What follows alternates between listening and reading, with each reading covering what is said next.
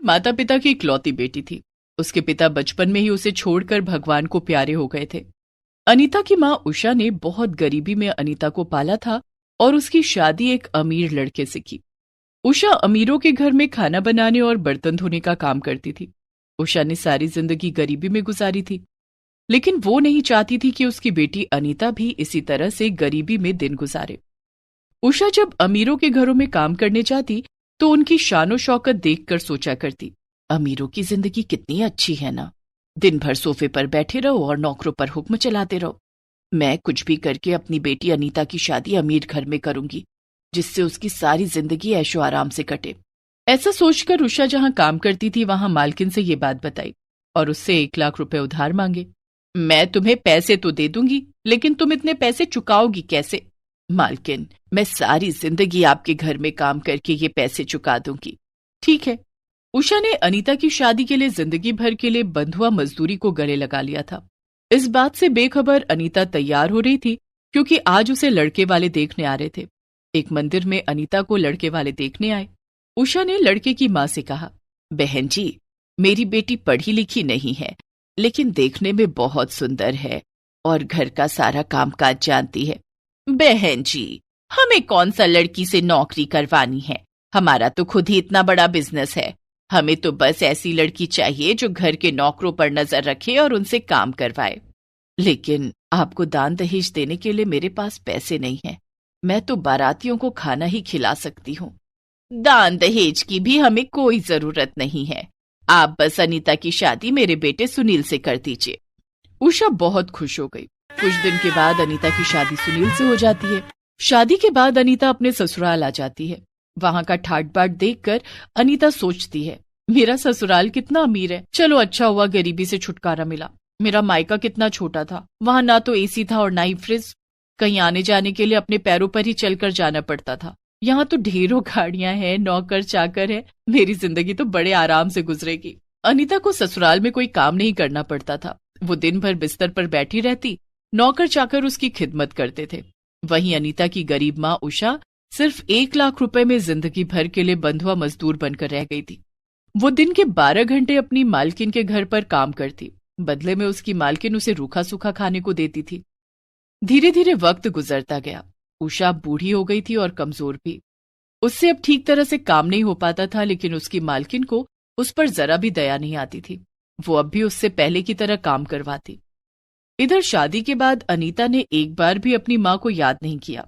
एक दिन, अनीता, हमारी शादी को 2 साल बीत गए, क्या तुम्हें अपने मायके की याद नहीं आती? तुमने कभी भी अपनी माँ से मिलने की इच्छा नहीं जताई। चलो चलकर माँ से मिलाते हैं। मेरा वहां जाने का कोई मन नहीं है। मैं तो कहती हूँ आपको भी वहां जाने की कोई जरूरत नहीं है। उस तंग गली में हमारी बड़ी गाड़ी नहीं जा सकेगी। कौन कहता है हम गाड़ी से जाएंगे? हम दोनों रिक्शे से चलेंगे। क्या? मुझे रिक्शे पर बैठना पड़ेगा? नहीं नहीं, अब तो मैं गाड़ी पर ही बैठकर कहीं आना जाना कर सकती हूँ। अनीता, तुम्हें अपनी अमीरी का इतना घमंड हो गया है कि तुम अपनी माँ से नहीं मिलना चाहती हो? ठीक है, तुम्हें नहीं जाना तो मत जाओ, मैं माँ से मिलने जा रहा हूँ। सुनील एक रिक्शे पर बैठकर उषा से मिलने अपने ससुराल जाता है। वहां जाकर वो देखता है कि उषा के घर पर ताला लगा हुआ है। वो पड़ोसियों से उषा के बारे में पूछता है। वो तो शहर के सबसे बड़े सेठ के यहाँ काम करती है, सुबह 6 बजे जाती है तो शाम को 8 बजे आती है।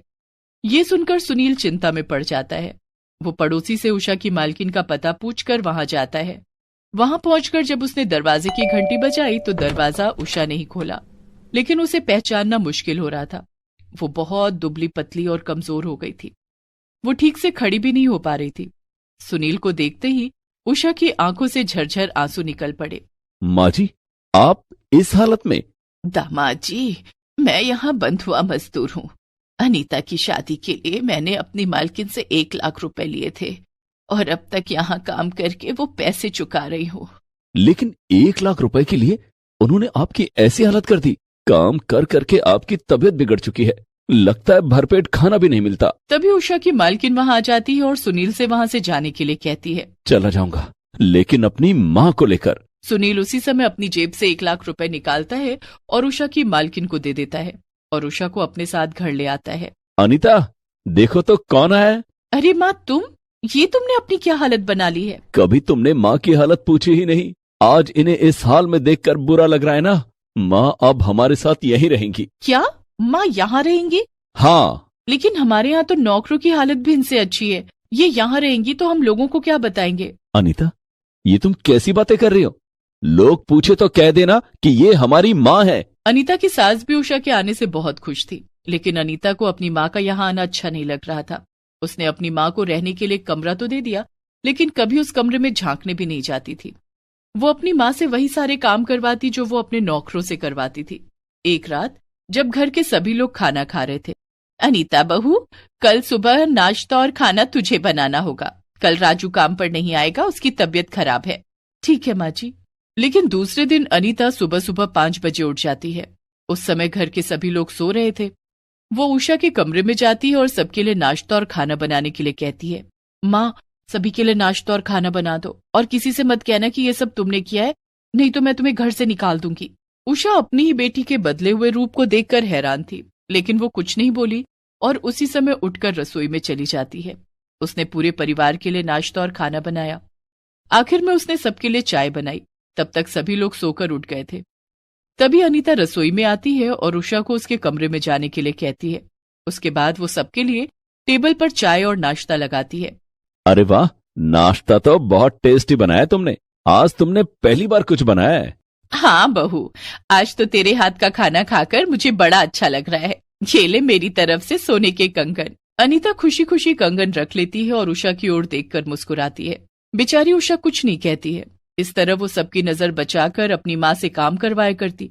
माँ से बात करने के बहाने वो उषा को अपने कमरे में बुलाती और उससे अपने पूरे शरीर में तेल मालिश करवाती। बेचारी उषा अपनी ही बेटी के ससुराल में नौकर बनकर रह गई थी। लेकिन अनीता को इस बात का बिल्कुल भी एहसास नहीं था कि वो क्या कर रही है।